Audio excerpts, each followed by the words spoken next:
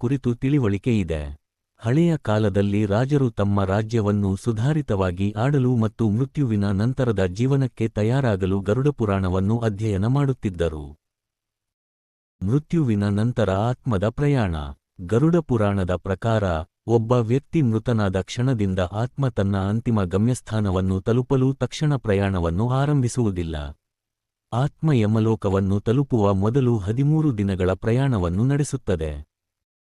ಇಲ್ಲಿ ಬಹಳಷ್ಟು ಜನರಿಗೆ ತಿಳಿದಿಲ್ಲದ ಒಂದು ವಿಷಯ ಇದೆ. ಆತ್ಮ ಮೃತ್ಯುವಿನ ನಂತರ ಕೆಲಕಾಲ ತನ್ನ ಸುತ್ತಲಿರುವ ಎಲ್ಲಾ ಕಾರ್ಯಗಳನ್ನು ನೋಡಲು ಮತ್ತು ಕೇಳಲು ಸಾಧ್ಯವಿದೆ. ಅದು ತನ್ನ ಅಂತ್ಯಕ್ರಿಯೆಯಲ್ಲಿ ನಡೆಯುತ್ತಿರುವ ಪ್ರತಿಯೊಂದು ಕಾರ್ಯವನ್ನು ಅನುಭವಿಸುತ್ತದೆ ಮತ್ತು ತನ್ನ ಪ್ರಿಯಜನರ ಭಾವನೆಗಳನ್ನು ಮಾಡುತ್ತದೆ. ಅದಕ್ಕಾಗಿಯೇ ಅಂತ್ಯಕ್ರಿಯೆಯಲ್ಲಿ ಹೆಚ್ಚು ಅಳುವುದು ಆತ್ಮದ ಪ್ರಯಾಣವನ್ನು ಕಷ್ಟಕರಗೊಳಿಸುತ್ತದೆ ಎಂದು ಹೇಳಲಾಗುತ್ತದೆ. ನರಕ ಮತ್ತು ಕರ್ಮದ ಅಜ್ಞಾತ ರಹಸ್ಯಗಳು.